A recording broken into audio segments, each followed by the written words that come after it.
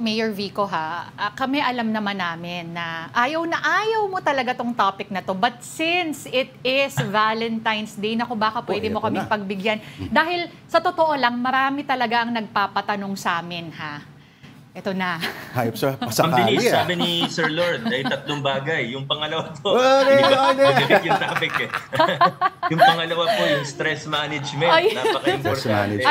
Taking care of yourself and your health. Hindi pwedeng kaligtaan. Hindi pwedeng work. Kailangan take care of your health, eat well, sleep well. Oo. Mayor Vico, dahil nahirit mo na rin naman yung yung stress management. Meron bang tumutulong sa iyong pagmamanage ng Tapos stress? Tapos yung pangatlo po, Ma'am Denise. Biro lang po. Happy Valentine's Day po sa ating lahat. Oh, Lord. Tinapos doon. Tinapos ni Mayor yung interview. Yan ang communication skills. Di ba? Okay, Mayor. Oo. And wala bang i-follow up? I-follow up daw. I-follow up talaga. Mayor Vico, baka pwede mo kaming pagbigyan. Meron yung mga nagpapatanong ng mga netizens at mga friends natin.